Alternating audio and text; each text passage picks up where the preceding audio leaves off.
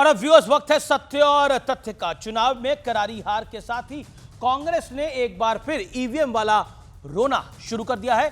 मंगलवार को कांग्रेस अध्यक्ष मल्लिकार्जुन खड़गे ने कहा कि देश में बैलेट पेपर से चुनाव होने चाहिए, यानी बैलेट की वापसी होनी चाहिए। उन्होंने यह भी कहा कि कांग्रेस भारत जोड़ो यात्रा की तर्ज पर बैलेट पेपर के समर्थन में यात्रा निकालेगी। देश में लोकतंत्र है, यहां ना किसी को के रैली करने पर रोक है और ना ही पदयात्रा पर। लेकिन देश को यह जरूर पता होना चाहिए कि विपक्ष का ईवीएम पर रोना शायद हार का एक बड़ा साइड इफेक्ट है, क्योंकि यह बात आपने भी महसूस की होगी कि जब विपक्ष हारता है तब वो ईवीएम पर यानी इलेक्ट्रॉनिक वोटिंग मशीन पर सवाल उठाना, प्रश्न चिन्ह उठाना शुरू कर देता है। यह बड़ी पुरानी रीति हो गई है अब, और जहां जहां जीतता है उसे लोकतंत्र की जीत बता दिया जाता है। यूपी में तो पुलिस का पर आरोप है कि उसने जिता दिया, महाराष्ट्र में ईवीएम पे आरोप है, यानी विपक्ष पे डिसाइड नहीं कर पा रहा असली आरोप किस लिए है।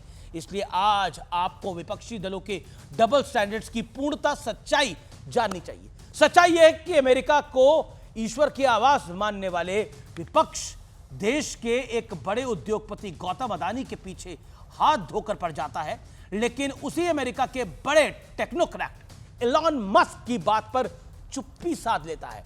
महाराष्ट्र और झारखंड चुनाव के बाद मस्क ने कहा था कि भारत ने एक दिन में 64 करोड़ वोट गिन लिए, जबकि अमेरिका अभी तक कैलिफोर्निया में वोटों की गिनती कर रहा है। जबकि एलन मस्क ने इसी साल जुलाई में कहा था कि ईवीएम हैक किया जा सकता है। उस वक्त पूरे विपक्ष ने मस्क की बात का पुरजोर समर्थन किया था।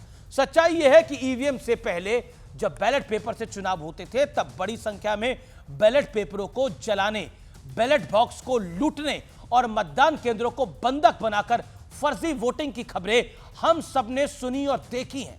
नहीं तो आप आर्काइव में जाके आज भी देख सकते हैं। उस दौर में यूपी और बिहार से ऐसी सबसे ज्यादा खबरें आती थी। बैलेट पेपर से चुनाव की वकालत करने वाले क्या वही पुराना अराजकता वाला दौर इस देश में वापस देखना चाहते हैं? ये टैबलेट से कहते हैं ना, वो बैलगाड़ी की तरफ जाना चाहते हैं। सच्चाई यह है कि 2023 में बंगाल में बैलेट पेपर से पंचायत चुनाव हुए थे। उस चुनावों में 19 हत्याएं हुई थी, 50 से ज्यादा लोग घायल हुए थे। ऑफिशियल आंकड़ा है, हो सकता है इससे ज्यादा हो। कई जगह बैलेट पेपर जलाए गए थे और कई जगह बूथ कैप्चरिंग की खबरें आई थी। ध्यान रहे, बंगाल गैर बीजेपी शासित प्रदेश है। सच्चाई यह भी है कि जिस देश में एक मस्जिद के सर्वे के दौरान इतना बड़ा हंगामा खड़ा हो जाता है, 5 लोगों की जान चली गई, वहां 140 करोड़ लोगों को बैलेट वाले चक्कर में फंसाकर क्या देश में एक बार फिर एनार्की नहीं फैलेगी? सच्चाई यह है कि आज भारत किसी भी चुनाव के नतीजे को एक दिन में घोषित कर देता है, लेकिन इतनी बड़ी आबादी में बैलेट्स की गिनती करना अपने आप में कितना मुश्किल टास्क होगा। सोचिए जरा, कितने दिनों तक गिनती होगी, कितनी मैन पावर यानी कितने लोगों का इस्तेमाल होगा, चुनाव का बजट कितना बढ़ेगा, कितना लंबा खींचेगा, और सबसे जरूरी बात, जब तक गिनती चलेगी तब तक क्या देश की रफ्तार रोक दी जाएगी, थमा दी जाएगी? मैं 2 बयान आपको सुनवाना चाहता हूं। इन बयानों से प्रतीत होता है कि असंतुष्टि ऐसी बीमारी है जिसका समाधान ना हो तो यह हानिकारक साबित हो सकती है। सुनिए।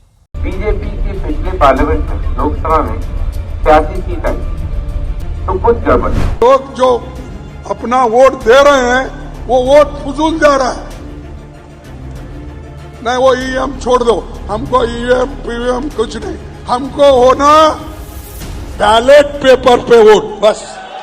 स्वर्गीय राजीव गांधी बीजेपी की सीटों पर तब सवाल खड़ा कर रहे थे जब बैलेट पेपर का जमाना था, और आज ईवीएम के जमाने में बीजेपी की सीटों पर शंका जताई जाती है। लोगों का कहना है कि कांग्रेस की हालत ऐसी हो गई है, गालिब ताउम्र ये भूल मैं करता रहा, धूल चेहरे पर थी और आईना साफ करता रहा। अगर आप यानी देश की जनता जनार्दन काफी समझदार हैं, आप सब समझते हैं कि सच क्या है और झूठ क्या है।